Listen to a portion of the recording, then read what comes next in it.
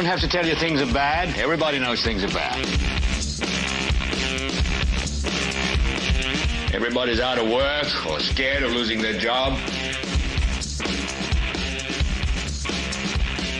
The dollar buys a nickel's worth. Banks are going bust. Shopkeepers keep a gun under the counter. Punks are running wild in the street, and there's nobody anywhere who seems to know what to do. There's no end to it.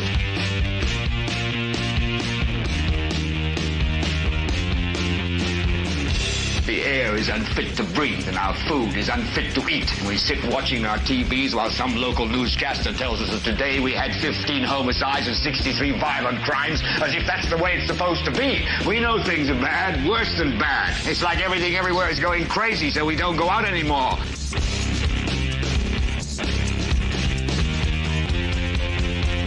We sit in the house, and slowly the world we're living in is getting smaller, and all we say is, please, at least leave us alone in our living rooms. Let me have my toaster and my TV and my steel-belted radios, and I won't say anything. Just leave us alone. Well, I'm not going to leave you alone. I want you to get mad. I don't want you to protest. I don't want you to riot. I don't want you to write to your congressman because I wouldn't know what to tell you to write. I don't know what to do about the depression and the inflation and the Russians and the crime in the street. All I know is that first, you've got to get mad. You've got to say, I'm a human being. God damn it. My life has value. So, I want you to get up now. I want all of you to get up out of your chairs. I want you to get up right now and go to the window, open it, and stick your head out and yell, I'm as mad as hell, and I'm not going to take this anymore. Is that you? Hey, hello, good evening, everybody. This is episode 227. 227. If you're watching on Facebook, in the thumbnail, it says 226 because I didn't catch that in time. I only have up until 30 minutes before broadcast to make switches to the duck for Facebook. So it is what it is. But that kind of works. It's kind of like 226.5, 226 part 2, 227. It's kind of a continuation from last night, mind you. So we'll get into that. We don't have any guests. Everyone that was starting to like go, oh my God, breathe calmly. Beckwith's not here. We're not gonna, no one's gonna. This is not church now. You know what I mean? So everyone, calm down. So this is a continuation because last night was, well, depending on who you are and where you are, the interview from hell. And by that, I mean, for me, it was horrible because we were flying by the seat of our pants. And a lot of you, I noticed, had no clue what I'm talking about because the interview didn't look as bad as I thought it would. Okay, so basically what was going on from my end of the screen, I had no visual. I couldn't hear things, and I was freezing. Now, all that meant to you guys is periodically my box was freezing. Mr. Beckwith, he was doing well and everything was okay, and that's all that matters. But the most important thing, as I've always said, the audible, the what you could hear was clean and uninterrupted, and that, ladies and gentlemen, is the most important thing. So we are running much better. We've got the kinks out of the machine, got rid of those little gremlins, and we look like we're doing much better here. So welcome to the show, ladies and gentlemen. This, of course, is the Political Spotlight. I am your host, Kristopher H. Bilbrey. Producer Kate is, as always, down at the controls, making sure that things are running as smoothly as possible without the gremlins there. My voice is kind of going, so at least we have something wrong that we can work with. Before we get into the show, I want to ask you all to consider hitting the like button. It would do us a good deal if you could do that. I also want to remind any of you that are not subscribers to please consider subscribing to the channel. You can subscribe for absolutely nothing. It costs you $0. It is free. Subscribing will allow you to click the bell, which will allow you to set up notifications for when we go live 5 nights a week, Sunday through Thursday at 9 p.m. Eastern. It also allows you to get notified when we go live different times, when we drop static videos or shorts, yada, yada, yada. And remember, more importantly, folks, this is the main thing. This isn't a show. It is a community, and we want you here. We enjoy you being here. We want to hear what you have to think. And if you're watching live, please feel free to share your thoughts in the live chat box.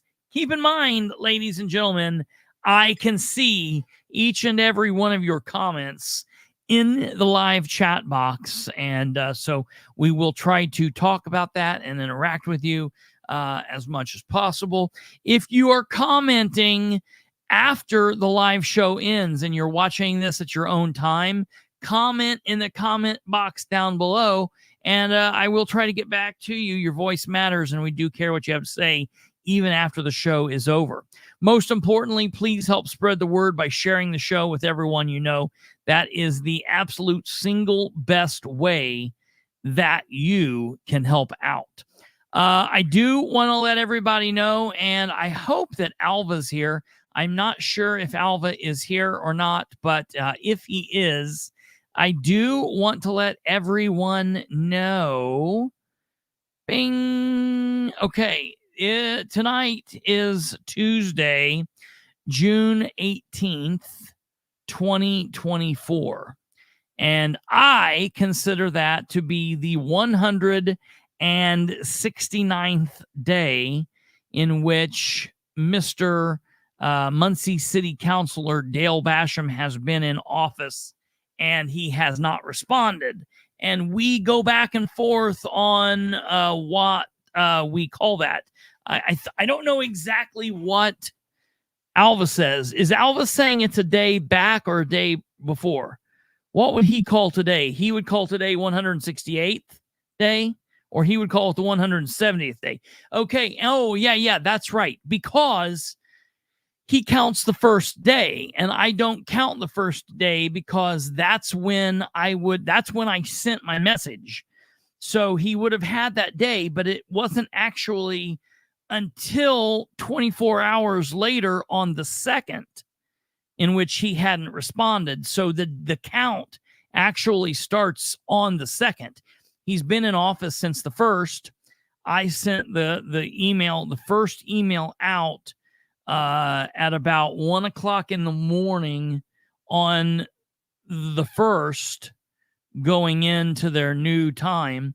And I hadn't responded. I hadn't had a response from the 2nd, nor have I had a response any of the following days since. And that is a response via phone call, a response via text message, a response via messenger, email, or yada, yada, yada. So that's why I consider it the 169th day. If I would, in fact, count the first day, it would be the 170th, but I try to be fair. I gave him the first 24-hour window, because he could have commented any point in there. So it is what it is. I thought I could be slow to respond. I don't think I ever made it.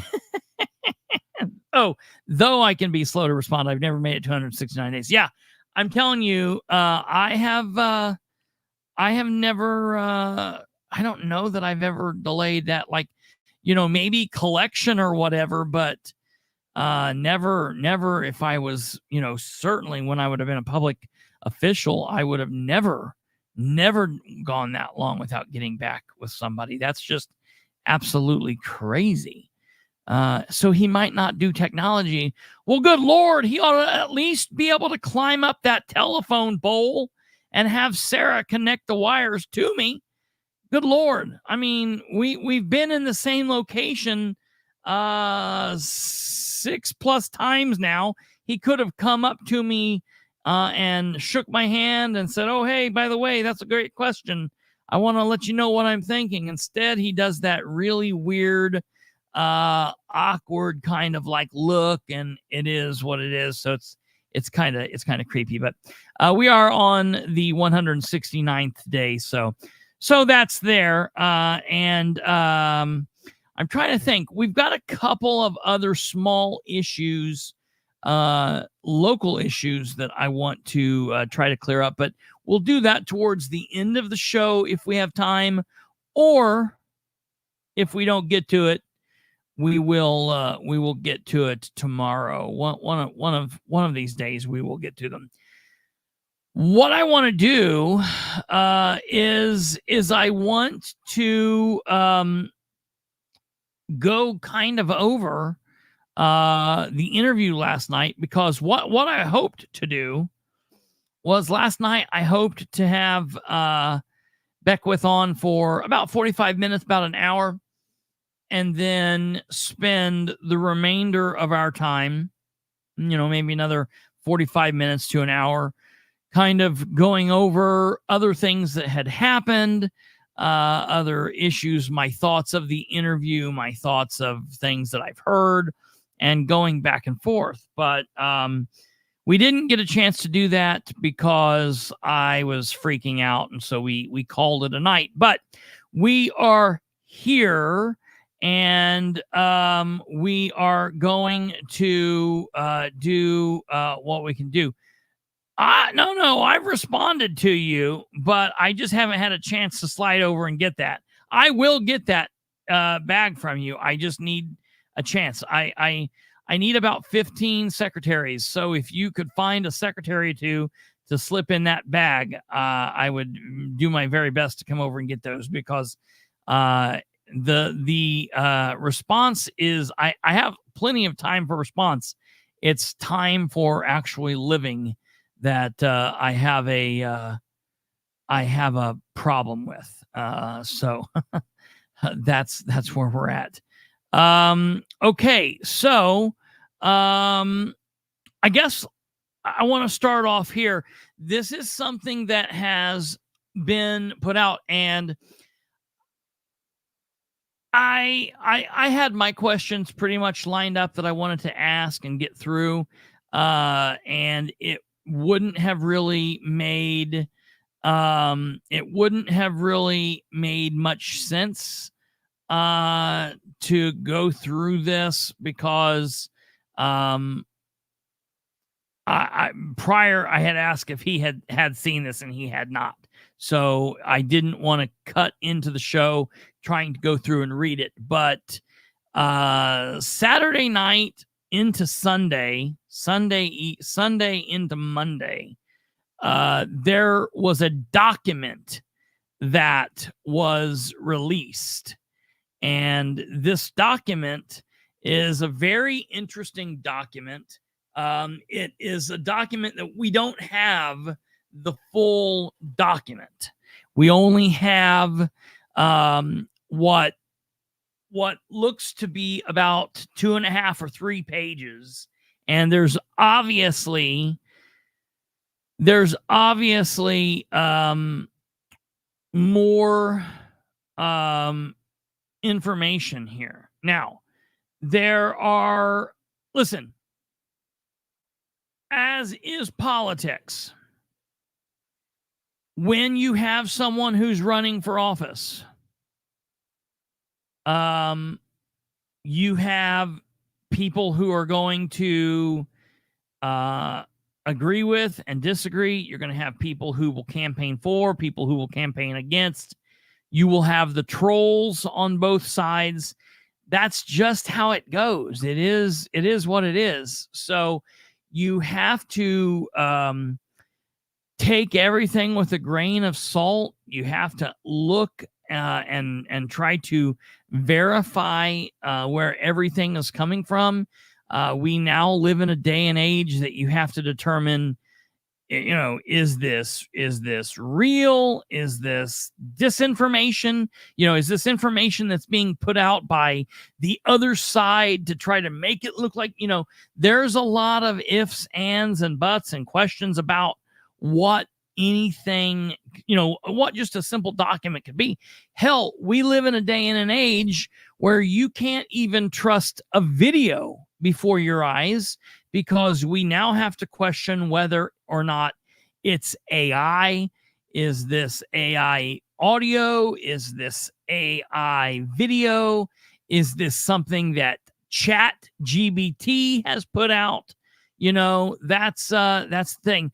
I've got to say this. I read a quote that said, I used to want robots to do the mundane things in my life, like mow my grass, wash my dishes, go to work for me, so I could spend more time doing art. But we, as the idiots that we are, have created AI to do the art so that we can spend more time mowing the grass, cutting the yard, going to work, and doing the menial tasks. We've done this exactly backwards. As you've noticed, when you look, you've seen how it was, all of these AI things are putting out art, and the people are like, listen, you can make music with this, and you can make songs, and we don't have to listen to the very last Beatles song, because now we can just make Beatles music with AI voices, and it sounds just like John Lennon, and it sounds just like, and it's like, that's the soul is gone there. It removes the soul from it.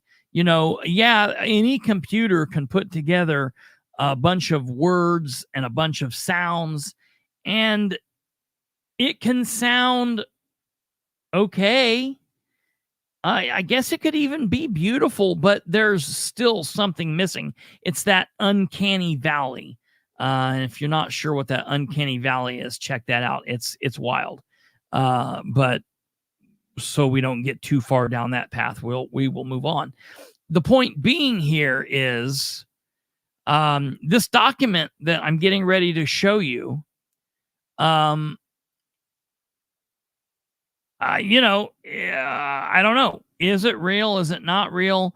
It's going to take some time to kind of look and see what's going on. So we will go through this here with you here. Let me pick up here. Let's see. All right. Here's page 1.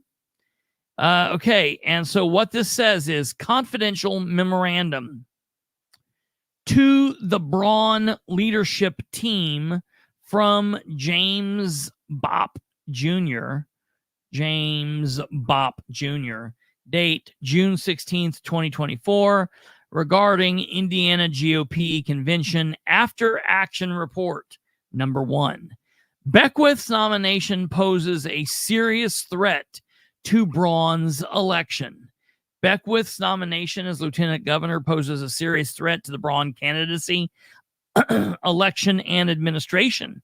Beckwith ran a campaign to the right of Braun, promising to have his own agenda and to hold the Republican establishment in account. Now, listen. Right now, we're not talking about Braun I'm not even talking about him as a person. I'm not talking about him as a pastor. I'm not talking about him as someone who is strong in his faith. I'm not talking about him as someone that is good or bad, or is a hero, or is dangerous. I'm not talking about all of that. We can talk about all of that in a moment. Right now, I am just talking about it from the perspective of, if you tell me that someone is going to hold the Republican establishment hold the Republican establishment in account, hell yeah, sign me up. That's what I try to do each and every day of my life. And we don't have much help doing that. That's something that good Republicans, constitutional-minded people, libertarians and Democrats alike should want. We should want someone to be able to hold the Republican establishment to the feet to the fire. Okay, so he goes on and says he has his own agenda to hold the Republican establishment in account, most particularly Braun. Well, look, I don't know anybody more so than Braun that needs it, because Braun is not a true Republican in my sense of the word. He will do so with the bully pulpit of the lieutenant governor. Listen. It's very important that you guys understand that the office of the lieutenant governor is ceremonial in its duty. It's very it doesn't have a lot of power to it. People need to understand that there's not a whole lot that can be done there, okay? And it's very similar to the position of vice president. And Franklin Delano Roosevelt had a vice president one time in the second term going into the third term, because FDR served 3 terms. And this man's name was John Nance Garner. And Garner was asked if he would be vice president again. And he said, absolutely not. And the reason being is he described the vice presidency as not being worth a warm bucket of piss. He literally said, like, no, I don't want to be vice president anymore because it's not worth a damn. I would rather drink a warm bucket of piss than be vice president again. And so, it's because you get to take a lot of the crap. You get to take a lot of the heat. You're in the fire. People talk about you. It's a horrible position, but you don't have a lot of the quote unquote perks that come with it, the power, the ability to serve. So if anybody can use that position in a way to further better the position of Hoosier Lives, the Republican Party, if you got a Democrat in that position, the Democrats, libertarians, whatever, then I don't have a problem with that, okay? So what I want to do is I want to look through this, and I want to talk about this because what obviously this is going to be, I'm going to be the counterpoint to this memorandum, because this memorandum is obviously going to talk about all the negative things about Braun. Excuse me. Well, that too, but about Beckwith. After we read through this, I'm going to talk to you about my negative marks about Beckwith. So now I'm kind of going to be, we're going to walk both sides of this. All right. So I don't have a problem that he, if he's able to use the bully pulpit of the lieutenant governor, have at it. And the endorsement of the Indiana Republican Party at the convention. Listen, he didn't have specifically the endorsement of the Indiana Republican Party. He had the endorsement of the grassroots movement. The Republican Party, the establishment, did not endorse him. He has been very active in public speaking over the years, expressing his views on numerous subjects, and has explicitly run as a pastor and Christian who will bring that to state government. Since both Braun and Beckwith are voted on together as a team, this poses, let's see, did I miss a line there? Yeah, let me see here. Got that. This poses special challenges to the Braun campaign. Okay, and I can understand why someone would put that in there. Of course, it has been known and recognized that Beckwith's nomination would have several negative effects. Since Braun necessarily had to campaign for Julie as his choice, which he urged the delegates to back and supplemented with endorsements of Republican political leaders, it was understood that the rejection of Julie would be an implicit rejection of Braun and undermine his leadership going forward. This, of course, has already happened. I think that I disagree with aspects of that line. In some aspects, yes. But there were many other choices. There were many other choices for lieutenant governor that if Braun would have picked, he would have steamrolled over Beckwith. But because he picked, and maybe he didn't even pick her, maybe he was told from others, Julie's your pick. That's the problem. So while, yeah, there were some probably that voted for Beckwith in an attempt to stick it to Braun, because let's face it, Braun did not win the May primary with a mandate. Okay, he didn't win that. It wasn't like everyone in Hoosier land said, yes, Braun is our pick. That's not the case. He wasn't like a mega winner. You know, he just barely edged out the competition. So there are some that probably voted for Beckwith to stick it to Braun, but there were others who specifically voted for Beckwith because they wanted Beckwith over Julie, because Julie is an insider establishment hack, period. Number two, it was also understood that Beckwith would pose a significant threat to Braun's administration, undermining his leadership and causing division and chaos whenever Beckwith wanted to do that, which the media would eagerly report on. This is a threat that will need to be managed if Braun is elected through a strategy designed to deal with this. That sentence to me was the sentence where I thought, is this real? Is this even real? That doesn't even make sense. This guy is supposed to be an attorney, and to me, that is a weird line. It is understood that Beckwith would pose a significant threat to Braun's administration, undermining his leadership and causing division and chaos whenever Beckwith wanted to do that, which the media would eagerly report on. This is a threat that will need to be managed if Braun is elected through a strategy designed to deal with this. Isn't this the whole point of this letter? He literally could have left number 2 out. He's just putting filler in there. If this is true, that's a very strange line. But what has not been discussed or even considered that I know of is the serious threat Beckwith poses to Braun's election.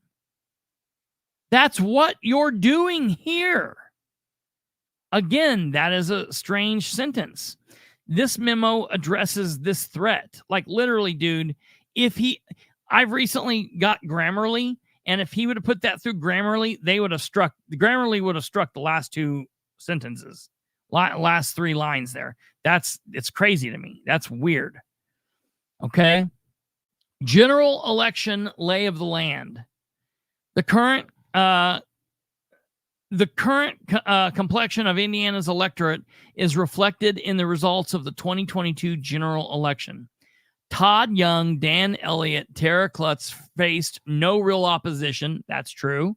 And each won by 25%, which I think is the default Republican margin I would expect in this election and Trump's margin. Diego Morales, however, faced a modest campaign against him, raising minor and insubstantial issues attacking him. He won by 15%, losing some Holcomb voters because he beat Sullivan and made soft, moderate Republican voters, and some soft, moderate Republican voters as a result of the attacks. Okay. However, as I will explain, the Democrats have a real opportunity to launch a serious campaign in the fall because of Beckwith's nomination, and it has already begun. We can look to the Trump primary results in Indiana to see the danger here. Trump got 78% of the Republican primary vote, and Haley got 22%. Now, there's a very good reason to think that 10 to 12% of that vote were Democrats, leaving 10% of the Republicans not convinced, leaving 10% of Republicans not convinced to support Trump, and added to the fact that Braun only got 40% of the Republican primary vote, and rainwater will be on the ballot to drain off some conservative votes, it is perfectly plausible that 8% of Diego's general election vote could be peeled away by vigorous campaign by the Democrats targeting Beckwith, as I will explain, and Braun loses. There is no way that is going to happen. There's no way it's going to happen. Braun will easily, and I hate to say that because I am absolutely a rainwater supporter. What I want is one of two things. I want Braun to show up with a plan and say, this is what we're going to do. And people be like, yay, we like this plan. But be cautious because they all show up with a plan. But a plan is not a finished product. Or show up with a disaster and everyone's saying, all right, we can't deal with that. We're voting for rainwater. I'm voting for rainwater. End of story. Yeah, listen, there are people out there that think that it's a waste or whatever. Listen, it's only a waste. People are human beings. If people would walk in and press the button, if more people press, you got 1, 2, or 3. If more people walk in and press 2, 2 wins. If more people walk in and press 3, 3 wins. If more people walk in and press 1, 1 wins. It's only a waste because people won't get over the hump to do what they need to do. So at the end of the day, Braun is going to have to bring forward a plan. And what we're seeing from like Rob Kendall and all of this yay, rah, kumbaya, everything's coming back to the Republican Party. While Beckwith is strong with his ability to speech for public speech, and he's good with communicating and talking, and he's willing to do that, you're going to see whether this thing is real or not. You're going to see the Braun campaign. They're going to be a house divided, in my opinion. I think that is what's going to happen because Beckwith is a strong speaker, whether you like him or not. He's a charismatic person, yada, yada, yada. And the Braun people are never going to like that. He will be somewhat subservient to Braun because I think that's his nature. He sees Braun as the leader and he's going to give Braun that power. But Beckwith's not going to stop being who he is. And the Braun people are going to have problems with that. I just truly think that's what it's going to be. And so I believe what's going to happen here is, in the end, all of these people that thought that Beckwith would be the cause that flattened out the the establishment and the conservative voice came back to the Republican Party. I don't think that's happening. Look, the other thing in the middle of this letter, do we have can you put in there the Anne Hathaway letter? In the middle of this letter, and in the middle of everything that's happened here, Anne Hathaway, who, yes, I know she's an actress, and that's not what I'm talking. I'm not talking about the actress. I'm talking about Anne Hathaway, the Republican, the Indiana Republican Party chairwoman. She was reelected the other day to her seat, and immediately after being reelected, she then stepped down. She said, I'm leaving. I was never going to be here. And so that's kind of what happened. You can see her letter here. Statement from Chairwoman Anne Hathaway. It has truly been my honor to serve the Republican Party in this capacity for the last 10 months. When Governor Holcomb asked me to serve as chairwoman, I was both humbled and excited. I have truly enjoyed working with the Republicans from all 92 counties to strengthen our grassroots. Bullshit. She was not strengthening the grassroots. She was shoring up or attempting to shore up the establishment. As the Republican National Committee woman, I am not leaving. I am just returning to my seat on the committee. I look forward to continuing to represent Indiana with the RNC and to continue to support our grassroots operations, yada, yada, yada, across the state as we work to elect our next president, governor, and Republicans up and down the ticket.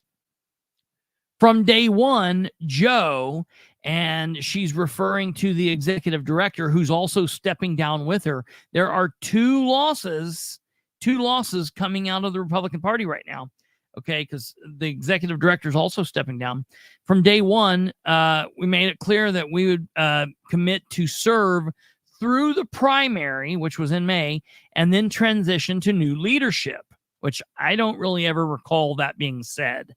I think that's their rewriting history, to be honest. I think they saw some writing on the wall.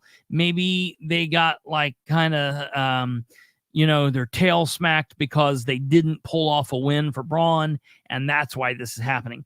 The timing is right, having just lost a big loss.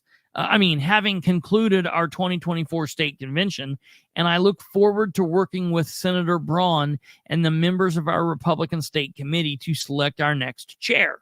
I would like to thank all members of the Indiana Republican Party for the honor to serve their chairwoman, and I would like to once again thank them for everything they do to support our party and candidates. Well, number one, she was a shitful leader as a Republican chair. She took over for Kyle Hupfer, who was just an absolute horrible, horrible person.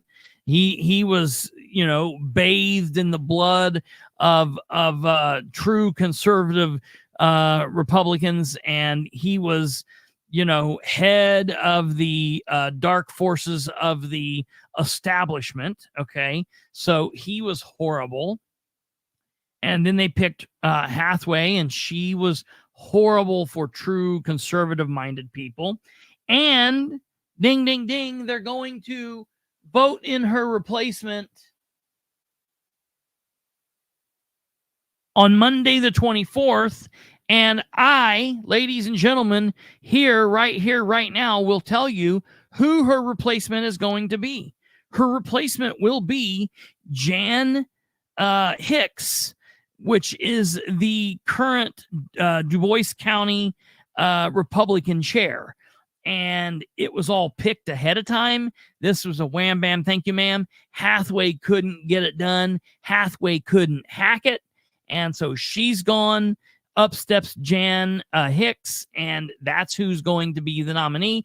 Doesn't matter who puts in for it. Doesn't matter who wants it. Doesn't matter who's a better choice.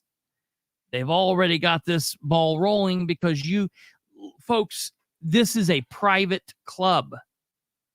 This is not like fair meets fair and state law. That's not how this shit works. This is kind of like on the Little Rascals, they had the He-Man woman-hating club. This is like the He establishment conservative-hating club. They don't like true people thinking actual conservative values. That's why, in my opinion, more people need to bleed away from the awfulness that is the parties. The parties. I don't just say the Republican Party. I mean the Democratic Party too. Both parties are horrible. Horrible at the local level. They're horrible at the state level. They're horrible at the national level, folks. Most of you are not Republican. Most of you are not Democrat. Libertarian is not anti-government. Libertarian is liberty, is a belief in liberty. a belief in personal responsibility, a belief in I will let you be you. I want to be me. I don't want to infringe upon you. Do not infringe upon me. We can live happily. Isn't that wonderful? That sounds great. Okay. So that's that. All right. Moving on back to this crazy letter that was this Braun letter, Beckwith hate letter. Okay, he goes on to say, Braun loses. This makes the general election very dicey. It's Indiana, folks. Braun's a Republican. It's not going to be dicey unless the Hoosier citizens make it dicey. It's not going to be dicey because Beckwith won. Okay, and then we end here. It says, Republican campaign. There are several dilemmas for the Republican campaign. Number one, it will be difficult to paint Donnelly as a radical Democrat because of this moderate reputation and because he just got off serving as ambassador to the Vatican. Of course, linking him to Biden is one approach, but does this fix the problem with Beckwith? Why in the hell are they bringing up Donnelly? Listen, these people are idiots. Everyone has been saying, "Oh, Donnelly's going to be the vice president or the lieutenant governor. Donnelly is going to be Jennifer McCormick's lieutenant governor." I don't believe that. I don't believe that at all. All right. I think that it will. I'll be very shocked. I'll find a hat and I'll eat it here if he is great. Braun has to act like a conservative yeah, right. Yeah. And do you hear how horrible they think it is? All of his handlers, if this is a real letter, how horrible they think it is. Well, we've got to act like a conservative, damn it. All right, it goes on and says, 2, Braun will be asked and held in account for every statement Beckwith has ever made. So how does Braun respond? If he is viewed to be repudiating Beckwith or even distancing himself from him, he loses support from hardcore Beckwith supporters. And if he embassies Beckwith, he feeds into the Democrat campaign. And since Beckwith wins, if Braun wins, how can Braun really separate himself from Beckwith if he tried? And does saying, I am, and then the feed cut out, and that's all we have. That's all we have, ladies and gentlemen. Now, I think it's very odd. This is very odd. Like, why would that be all there? This is a very weird document to me. I don't trust it. I don't trust this document. I think that this is very strange. And I maybe have been asleep, but I haven't. I've heard of a couple people talking about this, but then I've heard of other than just very few people way in the know that have limited. They haven't really been discussing it. They've just been sharing it and being like, "What do you think about this? What do you think about this? What do you think about this? What do you think about this?"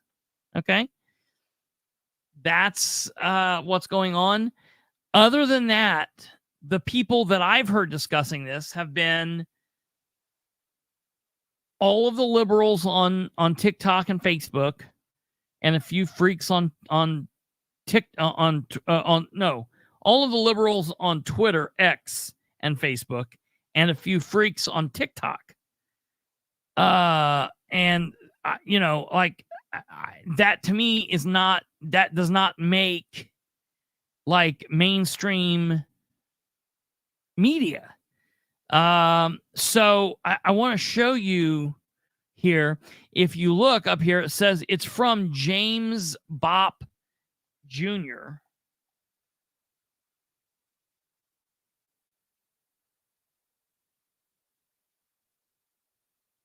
Let me see here. Second.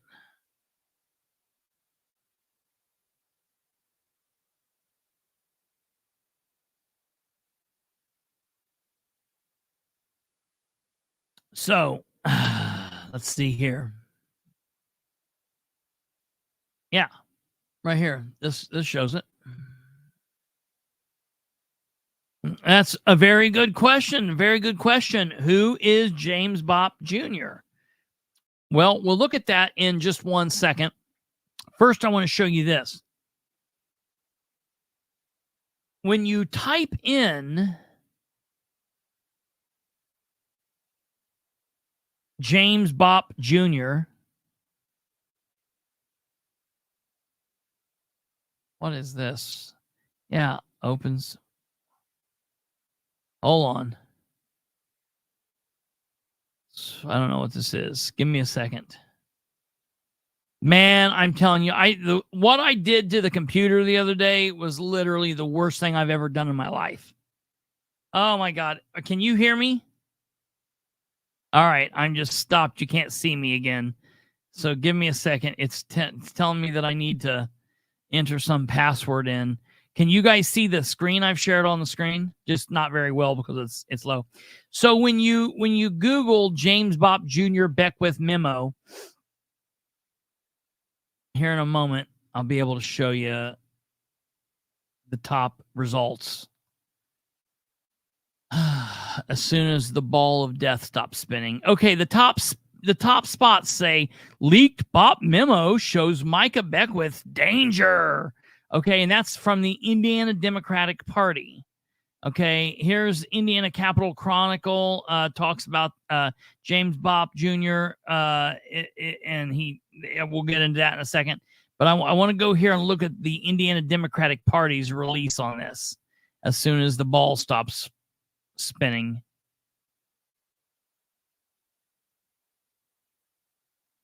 Come on, ball. All right, there we go. I clicked. We'll see how long this takes. Oh, look. That was quick.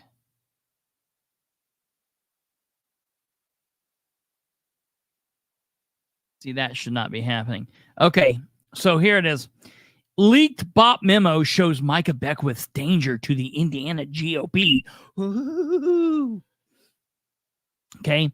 Mike Braun's campaign has had a whirlwind 48 hours, less than 2 days after delegates rejected his pick for LG at the state convention. A leaked memo from the law office of Jim Bopp, first reported on Sunday evening by Adam Wren of Portonville, shows the internal scrambling Republicans are doing over Micah Beckwith's victory. Bopp's memo shows the danger that Beckwith poses to the Braun candidacy and lists multiple negatives of having Beckwith on the ticket from the memo. However, as I will explain, and then they go through and they read the same thing. The Bopp memo shows that even the lawyer who wrote Indiana's draconian abortion ban thinks that Micah Beckwith's views are out of the mainstream. Beckwith's absurd views have Republicans scrambling, and rightfully so. His presence on the ticket shows how far the Indiana GOP has gone to appease the most extreme members of its base at the expense of the majority of Hoosiers. And do you want me to tell you they're talking about the people who dare say Jesus Christ is Lord? Oh, how extreme!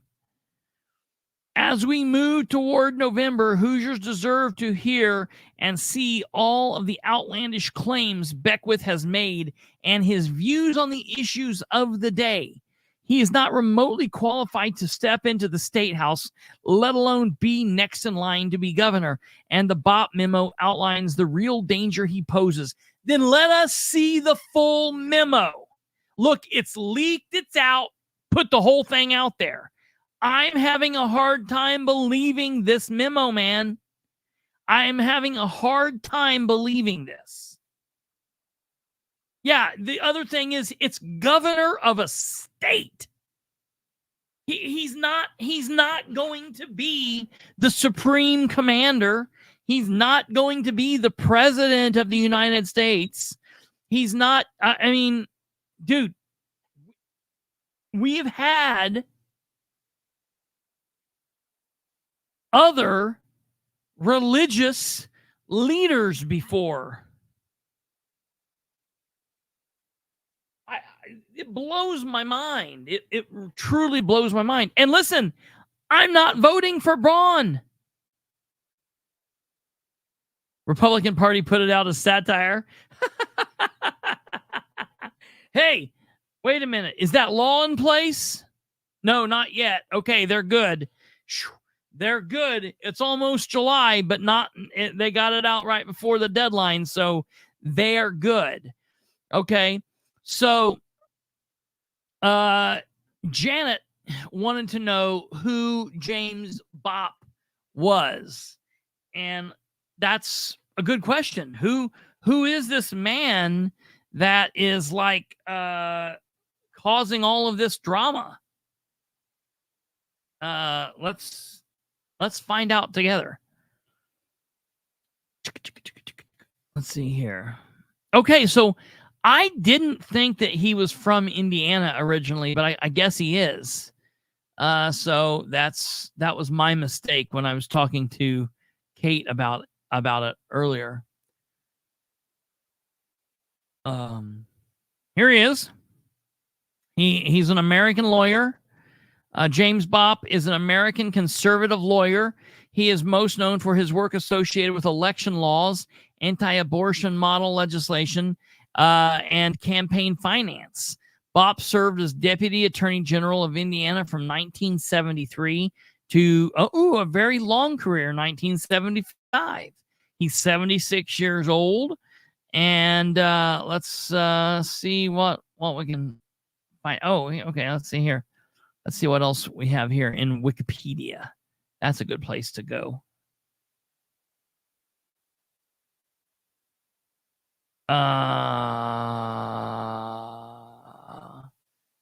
Can you send me a link? Can you send me in message? Can you text me if you can a link to his blog post? Okay. Bopp is a native of Terre Haute, so that's the problem. Holds a bachelor's degree from Indiana University, Bloomington, and JD from, okay, that's where I saw he was from Florida. He attended the University of Florida College of Law. So that's the deal there.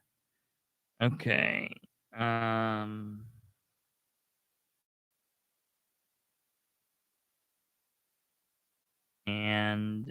here we go. Oh,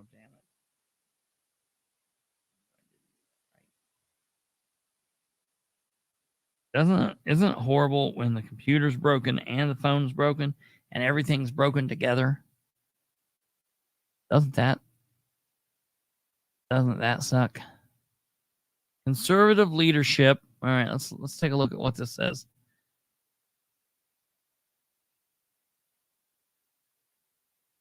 Okay.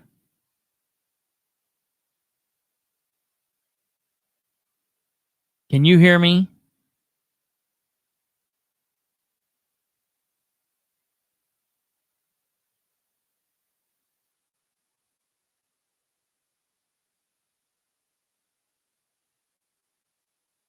Did you hear me say numbers?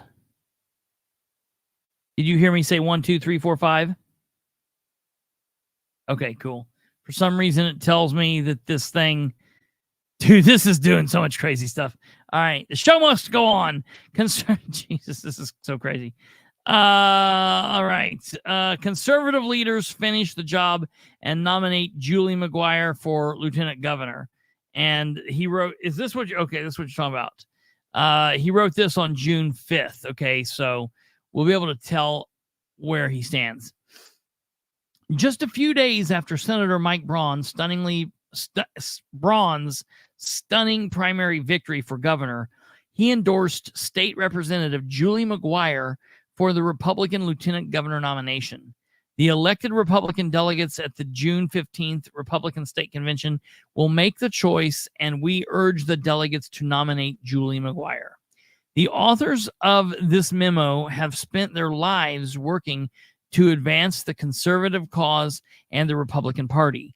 Jim Bopp has been a conservative activist since 1964, a Terre Haute conservative attorney for over 50 years, and has held prominent positions in the conservative movement and the Republican Party. Jeff Cardwell is the former chairman of the Indiana Republican Party and former Indianapolis City County Councilman. Ryan Black has spent the last 20 years working with grassroots conservatives across the country to elect strong leaders that will drive bold policy solutions, including Americans for Prosperity. Scott Schneider, whatever, is a former state senator and Indianapolis City County Councilman. We believe that faith, family, country, and freedom must guide our lives, but that faith thing kind of scares them, I think. When Senator Braun recommended Rep. McGuire, he stressed her life experiences, living the values. Again, look, there's that faith word. That's interesting. I've never heard anybody talk about McGuire's faith, family, and community, serving her neighbors, raising a family, and getting things done. Her legislative experience that he wanted her on the team. Pastor Beckwith has also stressed his conservative views and policy proposals, but has primarily justified his candidacy as proving a check and balance on the governor. In a recent interview on WIBC, he said, referring to the COVID lockdowns, that I would stand up if the government ever goes down the path they did the last 5 years. And for being qualified to be lieutenant governor, he emphasized his small business experience and leadership ability being pastor, leading people towards a vision. There is no doubt that Indiana needs a change in direction. We agree that Indiana needs a substantial change in direction, and to achieve that change in leadership. The COVID lockdowns in Indiana were both unnecessary and destructive, and were much more similar to those in deep blue states like Michigan than those in red ones like Texas and Florida. And beyond that, government spending and taxation needs dramatic reduction, and state government needs to stop its policies that favor crony capitalism and big corporations. We need a governor who will lead and reform state government. Okay, literally, these last two paragraphs, Beckwith has said. This lack of conservative leadership has largely resulted in the precipitous fall of our legislators' conservative rating from 73% to 61%, and Indiana slipping from third most conservative state to 20th, according to Center for Legislative Accountability. Why do they think that is? If all of these people like Bopp and Black and all of these people running around are conservative stalwarts that have been, fighters in the fight since 1946. Why has this happened? Do they not have to ask themselves? They're like, we need a change. We're looking directly ahead, and we want to turn around exactly, 360 degrees. I don't understand. Of course, some of the headlines that greeted, Mike Braun is the change in direction and leadership that Indiana needs. Of course, some of the headlines that greeted Senator Braun's smashing primary victory stated the obvious. Mike Braun ushers in new conservative era. Where did it say that?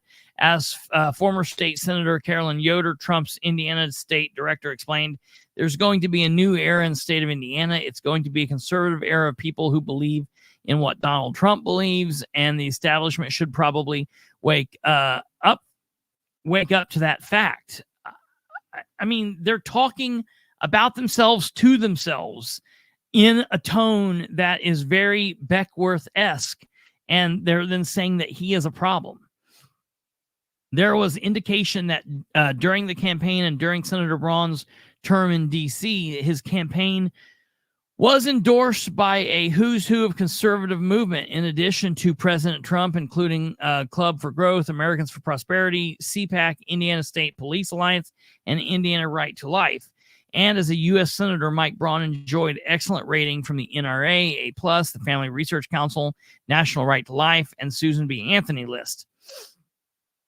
Overall, the American Conservative Union found that Senator Braun supported conservative positions 95% of the time.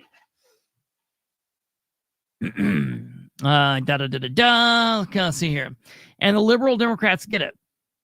According to a liberal Indiana Star, Braun is Indiana's most successful Trumpist. God, I hate those different terms that they have used for crap like that. That's so stupid. Can't they just say supporter? And the Democrat Party chair declared that Mike Braun has proven throughout his campaign that he puts MAGA ahead of all of Indiana. So the selection of Julie McGuire. That sounds like a bad thing to me. Yeah, right. Shouldn't Indiana be more important than the national stuff if you want to be the governor of Indiana? Yeah. I didn't mishear you. What? I did not mishear you. That's what it said. No, absolutely. Yeah, that is not a good thing. That is, Indiana needs to the governor of the state of Indiana. Indiana needs to come first. Okay, go figure. Where was Micah Beckwith during the fight for Indiana's future? So the fight for governor in our Republican primary was the fight for Indiana's future. The governor is the leader of the state and has the major influence in the state's public policy agenda, both as chief executive and through his legislative agenda. And Braun has amply demonstrated that his agenda would be a decisively conservative one. I don't know that we've seen that. But Micah Beckwith sat this fight out in order to pursue his personal agenda of being elected to a much lesser office, lieutenant governor, saying that he would be able to work with any of the candidates, but is running because he believes the people deserve a choice and the lieutenant governor should be more than a ceremonial appointment. However, the Indiana lieutenant governor is not a ceremonial appointment, but an important administrative position with 26 statutory duties, overseeing 5 administrative agencies, serving on 9 councils and commissions, and administering 9 programs. But we know little of Pastor Beckwith's administrative abilities since he prematurely resigned his only public position as a member of the Hamilton Eastern Public Library Board, which, let's face it, folks, great. But I mean, that is not that, like, if he would still be on there, like, I wouldn't be like, yay, like that's a major and important, like, for real. In order to run for lieutenant governor, but he still found time to be involved in several advocacy groups. Pastor Beckwith seems to want to change the role of lieutenant governor to suit what he thinks is his skill set. Not an administrator, but an influencer. He said that I look at politics and everything I'm doing as a pastor. It's all about influence. How are you going to teach people and influence them in the right direction? As a result, he said, sometimes I think my spiritual gift is pissing off liberals. All right. Yeah. I mean, look, maybe mine too, and Republicans and probably libertarians and, anyone that disagrees with you, that's all. That's what politics is, folks. Mike Braun needs a partner, not a watchdog. Right there. Bullshit. That's the problem with politics. That is the problem with politics. They all need watchdogs. Every single one of them. We need to be that, but very few of us are. So if we have somebody who's stepping up and saying, yeah, you know what? I'll work with that man. But when and if he steps out of line, I'll be there to smack him back into place. I appreciate that. I don't see that as a bad deal. This memo is very telling I mean, it goes on and on and on. I'm not going to go read through the rest of this. You guys can go and check this out yourself. And basically it was signed off on, let's see here. They took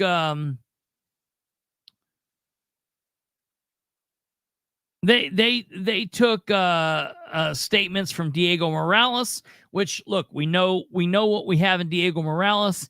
He's a shit show. Daniel Elliott, I don't really have much of a problem with Daniel Elliott. Okay, I like Elliott, but he didn't have any. He's not been tested. He wasn't put up against the challenger, so we know very little about him. Elisa. And then it was signed off on by James Bopp and this Jeff Caldwell and Ryan Black and Scott here. So this is very interesting. You guys can go check this out at the at his theBoppLaw.com. That's very interesting there that they have that. And it would probably be interesting to see what all else he has wrote up there. But he's very, very interesting individual. Well, yeah, I am relaying that propaganda. It's important that we know about this, because what's going to happen is you guys are going to be hearing more about this memo from places. And yeah, thank you very much, GW. I appreciate that. You're going to be hearing more about this memo. And when you hear about it, you need to be able to combat it and be like, dude, this guy's a flake. I mean, you read this and you see confidential memorandum and you hear this and you think that Bob Law.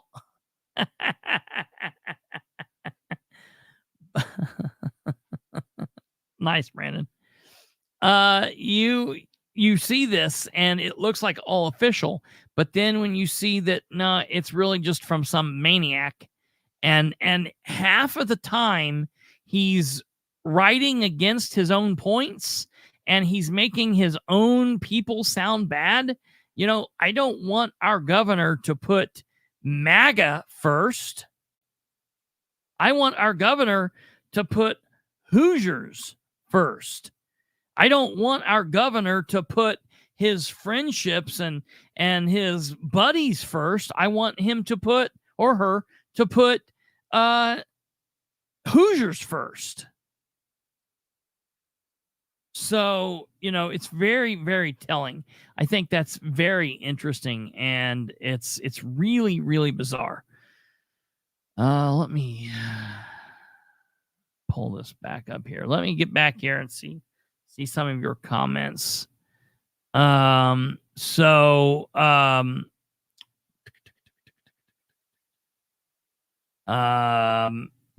just it's very, very interesting that this is coming out. And again, you're going to have to watch who all is putting this out and where it's coming from, because you're not hearing it.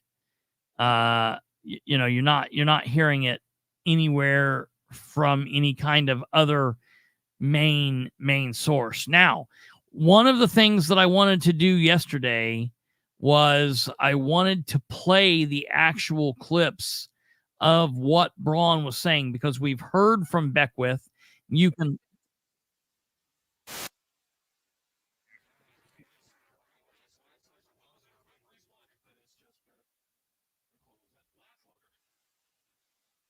try to get through this commercial.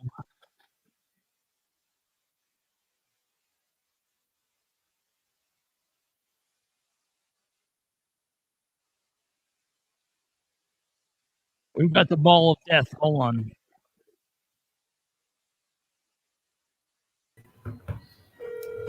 You need to let me share stuff, dear, until you work out your glitches. Yeah, I don't know what's happening. Well, I can't even get stopped here. Okay, here we go.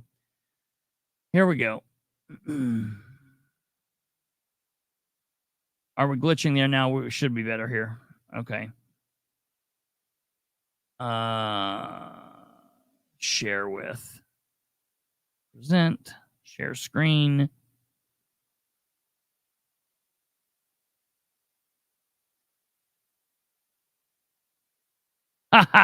Bree.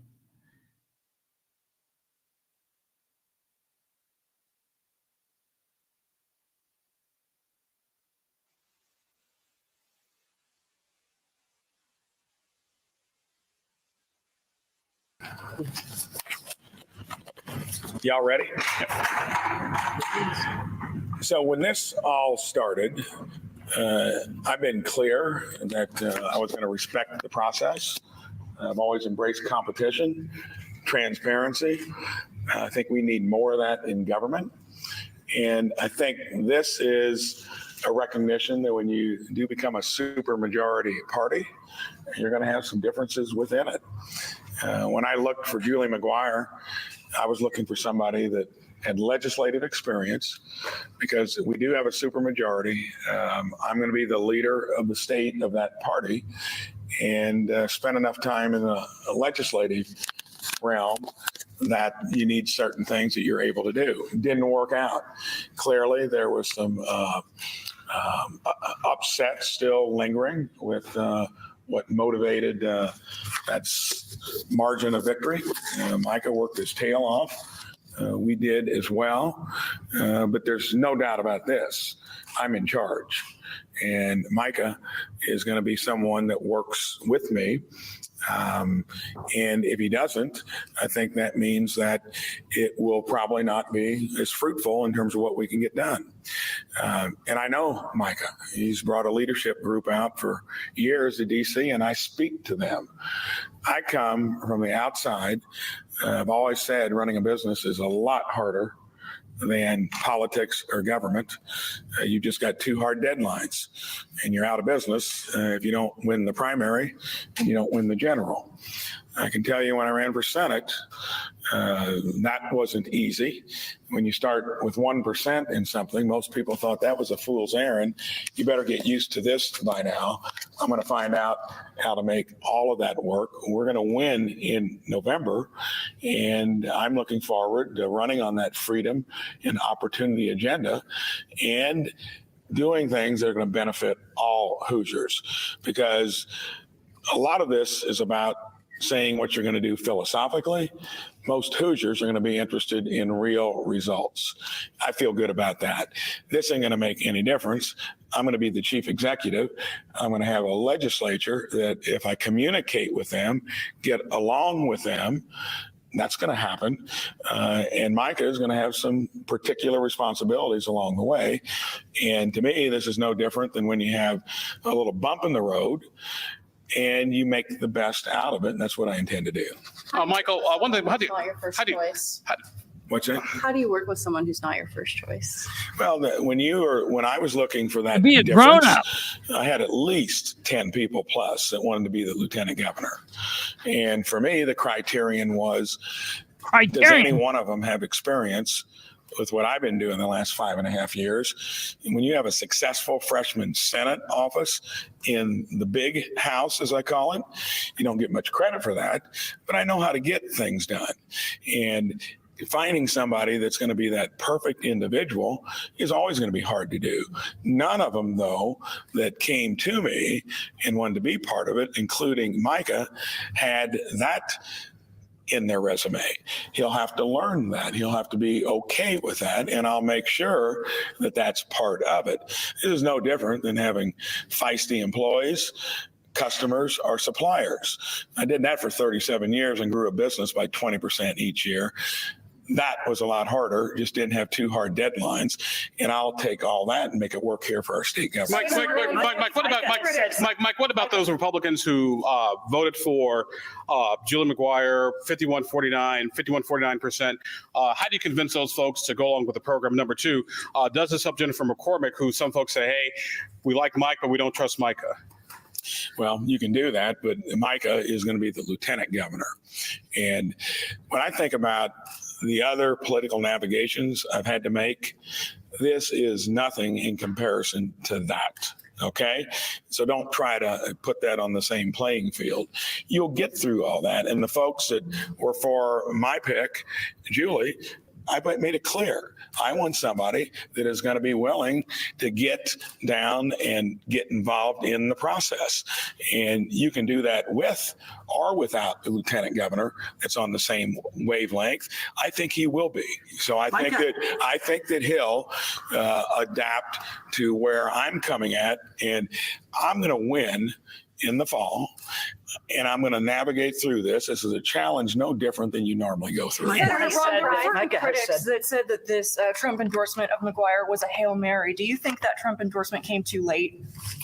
Not necessarily. I think this was about the folks in there today that have observed what has occurred when you're not communicating effectively in the government that we have, and they just made a statement. I don't think that, I've got a good relationship with the president. And were you surprised at the end of the day that he was the one standing next to you on that stage? I mean, I don't take anything for granted. It was so close, so it could have gone either way. I understand 95 delegates weren't here, so it wasn't like a mandate. It was a close victory, and I accept that. He worked hard to do it. We'll live with it, and we'll be okay. Don't try to turn it into anything else. Your running mate has said that he believes God sent the protesters to the Capitol on January 6th. Is he right? My running mate can say whatever he wants. If it doesn't make sense, if it doesn't resonate, remember, I'm going to be the governor. And remember, too, this is nothing compared to beating 2 sitting congressmen, a sitting senator, and just clearly winning the primary with authority. Thank you so much. Oh, man, that dude is a nightmare. Like literally a nightmare. I mean, he is honestly far worse than I originally have ever thought. And every time I hear him speak, it is worse than the time before. That dude is a nightmare. No question. It's absolutely it's absolutely horrible. Let me see here. Get some of this cleared off. So yeah, that's what Braun had to say. I'm glad we were able to hear that. Yeah, he is definitely a train wreck. And I tell you, that's what I'm gone. Where am I? What do I mean? Oh. Yeah, that's what we've got going on there, folks. I don't know. He's a practicing globalist. Yeah, I tell you, there's so much to be concerned about with Braun that I'm telling you out there. Obviously, we've got a number of folks that are here viewing that are Jennifer McCormick supporters. But for the folks that can't pull the trigger there, you've got to look at this, and this is going to be hard for people to be able to swallow. Okay?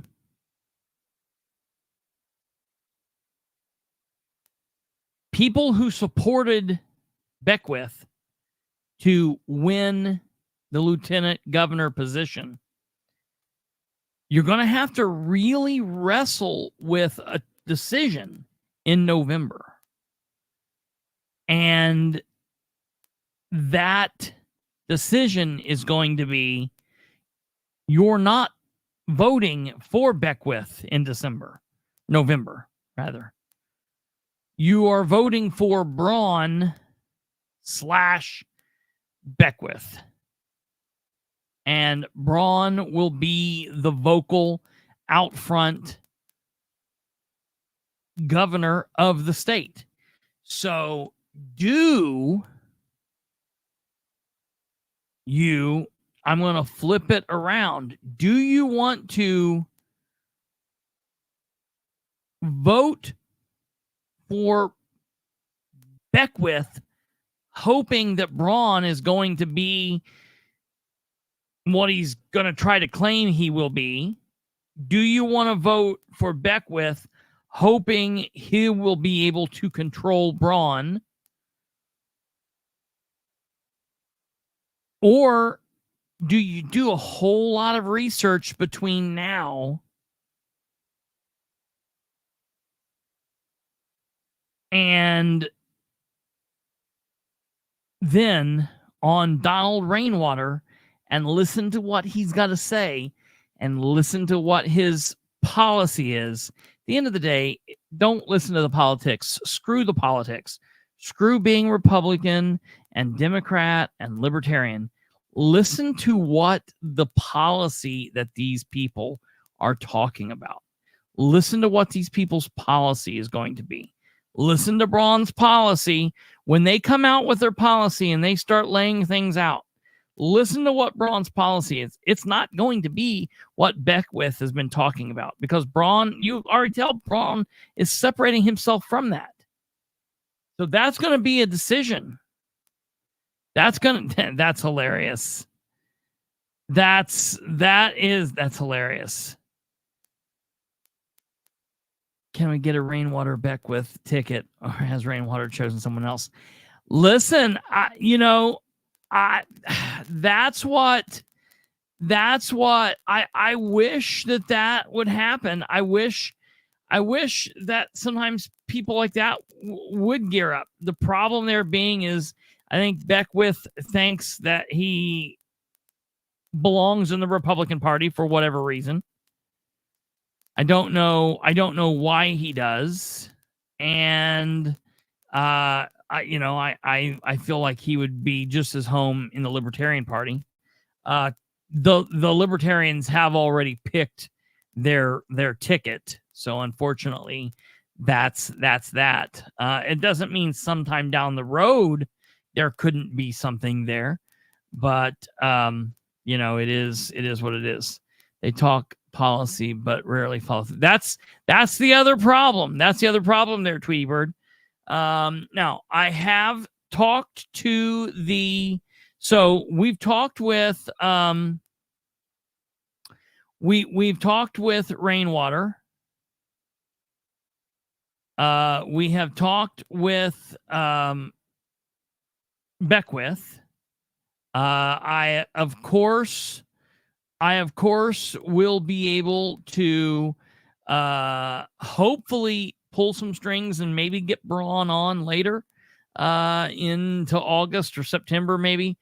See if we can pull some strings. That's what will let me know if through the Beckwith organization we'll be able to pull strings to get Braun on. That will be telling for me. But for all of you Jennifer McCormick fans, I want to let you know, prior to this year, I have had a communication with Jennifer McCormick. I've spoken with Jennifer McCormick. We've talked. I've met her places, and we've had a communication. And then in about January, I started reaching out to her to try to schedule time for her to come on. Nothing. She's not responded to me since. I look, she sees. Shut up there, Catherine. I see you. I'm a fan. What are you talking about? You're a nut. You're nuts. I'm going to tell you here right now. I messaged her today, and what's really concerning to me is she sees my messages.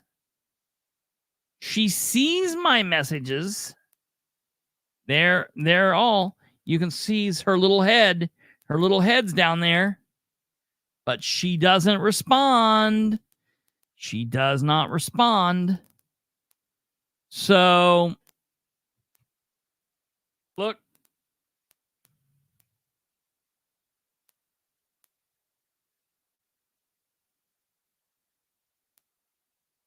I don't know.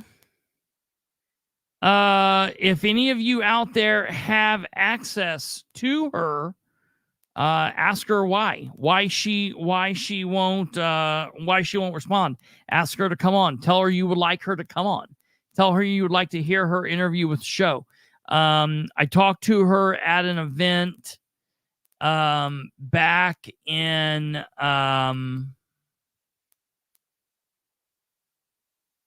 maybe October of last year, and she was like, yeah, I'll come on anytime. And then I talked to her through like November, maybe into December, and then I've not heard from her since. So I don't know if somebody's got to her or what the deal is, but I'm interested in having them all on. I'm not a fan of all of them, and I'm not going to vote. I mean, I'm telling you pretty clearly who I'm going to vote for, but that doesn't mean I'm not going to at least let them make their case to me, and moreover, make their case to you all. And I think that is important. So that's going to be that. Before we wrap up here, I was going to go over some city stuff, from some Muncie stuff. The city of Muncie held their Board of Works meeting, but we'll hold that off till tomorrow because it's got basically nothing to do with anything else that we've talked about. And basically, this has been just pretty much all county, or all state, all Beckwith, and all state politics. But to end, I will play that George clip. But the thing is, and the reason, again, I want to bring everyone's mind back to this. People need to remember, number one, no matter if Braun wins or Beckwith is the lieutenant governor or he's not, we have a lot of work that needs to be done in the state of Indiana. And I don't care if it's work on the Republican Party, work on the conservative movement, work on a libertarian movement, work on the political governmental side of things, work on the Democrat side of things. I don't care what you want to say. We have work that we need to do to be liberty-minded, And one of those things that is kind of in a state of flux right now is the Republican Party. Anne Hathaway stepped down. You have heard it here, folks. I am making the statement. I believe wholeheartedly that we will go through the vote on Monday, the 24th. Of course, I will release it to you as soon as I have it. But I fully believe that Jan Hicks will be named the chairwoman to take over for Anne Hathaway. Jan is currently the chairman of the Du Bois County, Indiana Republican Party, the county party there in Du Bois County. And so, again, the reason that is it's not something that is done by who's best for the party, who will be better for the conservative movement or the Republican movement. Keep in mind, the Republican movement and the conservative movement are two different things. They used to be one. They are now two separate things. So, keep that in mind. But the reason it's not is because it's not fair and open, and it doesn't go by law. It is a private party, and they know what they want. They know who they want, and they know the strings and the games that they play. And so that, ladies and gentlemen, is kind of what we will be seeing here with this George Carlin bit. And as they're saying, Rainwater will be speaking tomorrow. Not tomorrow. When's he speaking? Thursday? Where is it? When is he speaking and where is he speaking? Can you guys let me know so we can put that up? He's speaking in Madison County at the Tea Party something, but I don't know where, when, what time. So if we can get that would be fantastic. And Thursday, so we've got Thursday. We've got one bit. Kate's got the picture. She says, Catherine says. Kate held up a finger, but it was this finger, not this finger.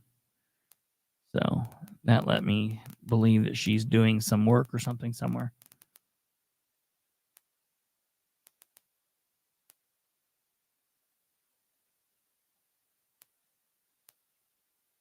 Catherine just sent me the thing as well.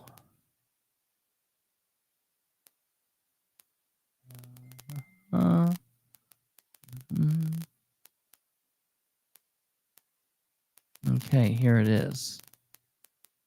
And so the Tea Party of Madison County. Donald Rainwater joins the Madison County, Indiana Tea Party.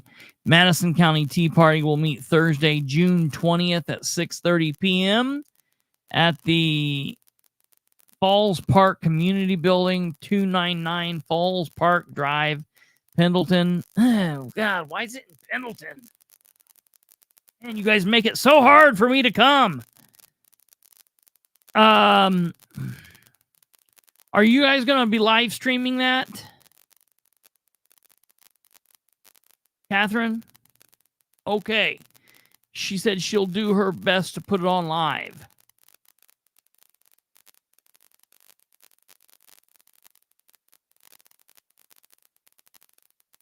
Take your good microphone and clip it on his shirt. Tell him to put it on. Oh, it stinks in that building. You don't have a internet box? That's what you need. You need to get an internet box. It's like $5 a month on your bill. Then you can have internet anywhere.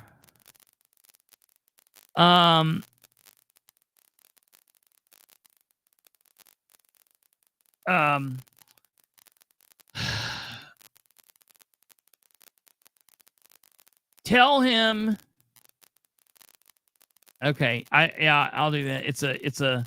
I'll send you a copy of it, or I'll send you a picture of it when we're done here, Catherine. Tell him that you're tell Rainwater that you're a contributing correspondent on Political Spotlight, and he'll give you the best seat in the house, and you can have the best sound, and he'll wear a little microphone for you. Yeah, he'll wear it. Just take your little magnet thing, clip it onto him. Tell him you're a contributing correspondent. He'll take care of you. I'll send him a text. All right, so here we go, ladies and gentlemen. This probably... I hope you're all watching this live, because I'll probably have to cut this. And that is absolutely true. Language or not, he did tell the truth, and that is exactly right. How do you fight the man? Man, I was just getting ready to get into that, but unfortunately, we're at the end of the show. Tune in tomorrow. Yeah, that's the question. Listen, the thing is, we fight the man by being informed. We fight the man by getting better educated, having a better understanding. I think we fight the man by being able to be Republicans and Democrats that can understand that we can be different and work differently, but work together for a same American dream. Like, was it just yesterday? Was it Micah that was talking about how the fact that, the American dream, the Republicans and Democrats used to work together for an American dream, and now everyone seems to be working for their own goal, and that tends to be the problem. So that's the issue. So we've got to work to continue to get educated. We've got to continue to fight to be humans, to be people, to understand that we are all people, and we need to be able to give back and forth, discussions and whatnot. So that's very, very important. All right, ladies and gentlemen, you know what to do. Hit the like button, subscribe, share the show if you haven't. If you have anything more to say, continue doing that. And if you are having issues with that, with the audio, you might need to come back out and go out and come back in. But we're wrapping up anyway, so it is what it is. All right, ladies and gentlemen, we will see you back here tomorrow at 9 p.m. Eastern. That will be Wednesday, the 19th, we will go over some local stuff, and I have some Henry County stuff to talk about. Got some Muncie stuff to talk about, and we'll see what else happens between now and then. You guys have a wonderful evening. Have a wonderful day tomorrow. God bless each and every one of you, and we will hope to see you back here at the same time. Until then, you guys take care. Good night. God bless. Goodbye. Oh, and I just got a text from Grandma and Grandpa said they're going to bed right now. Oh dear, so they saw the whole George Carlin thing. Oops. I'm sure they want to.